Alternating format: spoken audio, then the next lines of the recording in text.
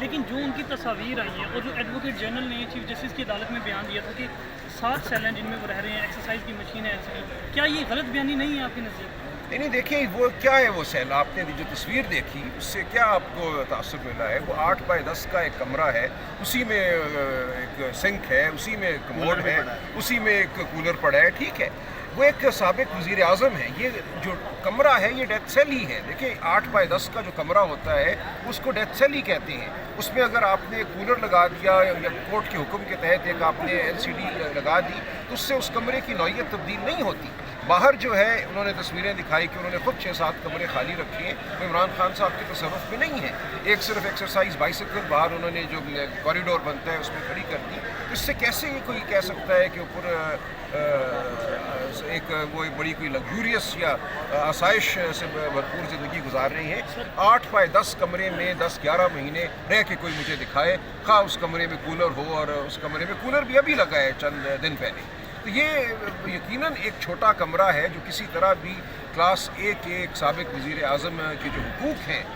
قانون کے تحت ان کے مطابق نہیں ہے۔ سر جو یہ سپریم کورٹ میں حالیہ تقرریاں ہونے جا رہی ہیں، 3 تقرریاں ہوئی ہیں جس میں سے لاہور ہائی کورٹ سے بھی جونیئر ججز کا پرنسپل اب لاگو کیا گیا، پہلے نہیں ہے، آپ کیسا دیکھتے ہیں ان تقرریوں؟ دیکھیں جی، ہم سمجھتے ہیں لاہور ہائی کورٹ کو اس ہمارے جو موجودہ چیف جسٹس صاحب ہیں شہزاد خان صاحب، ان کی شکل میں ایک انتہائی ایک مثبت تبدیلی میسر آئی ہے یا آئی تھی۔ انہوں نے قانون اور حق کے مطابق فیصلے بھی کیے ہیں، تقرریاں بھی کی ہیں، اور خاص طور سے جو ہمارے الیکشن کے معاملات ہیں، جو الیکشن کی اپیلیں تھیں، ان کے حوالے سے انہوں نے ایسے جج صاحبان کا